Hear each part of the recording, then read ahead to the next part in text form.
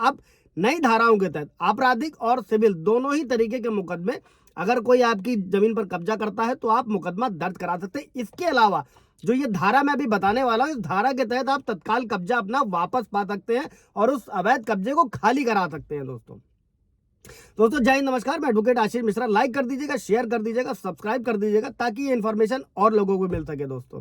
और अगर आपके इस धाराओं को लेकर कुछ सवाल जवाब होगा तो कमेंट में पूछ लीजिएगा, तो मैं उसे क्लियर कर दूंगा। दोस्तों इस पर मैंने पिछले भी वीडियो बनाया हुआ था, अभी मैं एग्जैक्ट तरीके से क्लियर करता हूं कि आप क्या कर सकते हैं। दोस्तों ऐसे केसेस में जब भी आपकी जमीन पर कोई कब्जा हुआ है दोस्तों, तो सबसे पहले एक लिखित शिकायत जो है दोस्तों वो थाने में दे दीजिए। बहुत सारे लोगों का ये भी कहना रहता है दोस्तों कि वहां सुनवाई नहीं होती है, लेकिन ये पहला स्टेप है, इसको आप कर दीजिए दोस्तों। अब तो ऑनलाइन भी एफआईआर होती है, आप अपनी शिकायत दर्ज करा सकते हैं। इसके बाद में एसपी के पास एक लिखित शिकायत दर्ज करा दे दोस्तों, जहां पर आपकी संपत्ति स्थित है। दोस्तों संभावना है कि अगर इस तरीके का कोई अवैध कब्जा हुआ है तो पुलिस उसको स्वीकार करेगी दोस्तों और आपकी मदद करेगी दोस्तों। और लेकिन इसके बाद भी अगर एसपी की शिकायत बाद भी कोई कार्रवाई नहीं होती दोस्तों, तो ये जो सारा ये प्रोसीजर होता है, ये 3 प्रोसीजर फॉलो करने के बाद में दोस्तों आप संबंधित कोर्ट में भी शिकायत दर्ज कराई जा सकती है। दोस्तों इसमें करना क्या है दोस्तों कि भारतीय नागरिक सुरक्षा संहिता की धारा 164 में ये व्यवस्था की गई है दोस्तों कि अगर किसी भी जमीन पर, किसी कुएं पर, किसी तालाब पर किसी का अवैध कब्जा किया जाता है दोस्तों, तो इसमें जब भी एसडीएम को संज्ञान मिलेगा किसी पुलिस अधिकारी के द्वारा या आप खुद जाकर उसे संज्ञान देते हैं, तो ऐसे केस में एसडीएम दोनों पक्षों को आदेश देता है, जिसने अवैध कब्जा किया हुआ है और जिसने शिकायत करी है, यानी कि जिसकी वो संपत्ति है, और एसडीएम द्वारा दोनों को बुलाया जाता है। और जिसके पास भी कागज मौजूद होते हैं उसको तत्काल बेस पर वहां पर एसडीएम द्वारा आदेश दिया जाता है पुलिस को कि वो उसको कब्जा दिला दे। दोस्तों ये है पूरी व्यवस्था भारतीय नागरिक सुरक्षा संहिता की धारा 164 में ये व्यवस्था की गई। उस दौरान आपका अवैध कब्जा जो भी है प्रॉपर्टी से वो हटा दिया जाएगा दोस्तों। इसके बाद अगर दोस्तों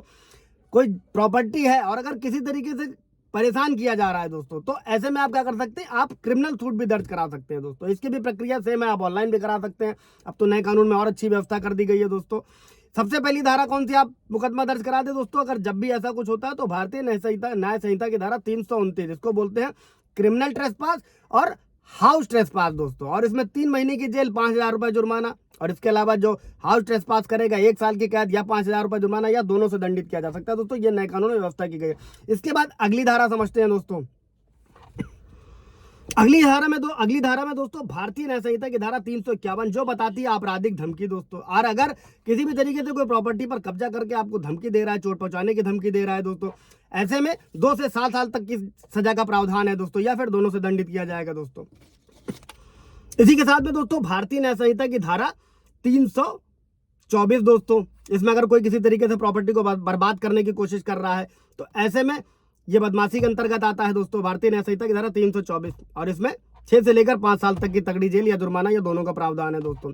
इसी के साथ में अगर किसी प्रॉपर्टी में किसी तरीके से धोखाधड़ी किया जा रहा है दोस्तों, खरीद फरोख्त में किया जा रहा है या किसी तरीके से बेईमानी से किसी को हटाया जा रहा है, तो भारतीय न्याय संहिता की धारा 318 इसमें 7 साल तक की जेल और जुर्माना भी लगाया जा सकता है दोस्तों।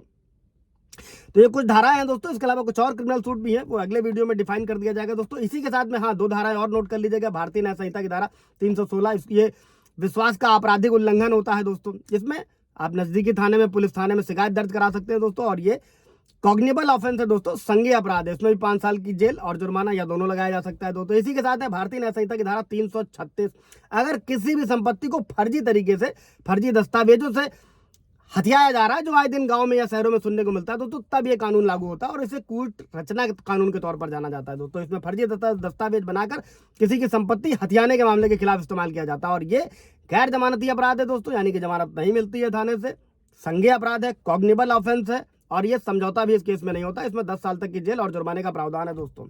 अवैध कब्जे के खिलाफ ये सारी धाराएं। इससे रिलेटेड कोई सवाल जवाब होगा दोस्तों पूछ लीजिएगा। Thank you.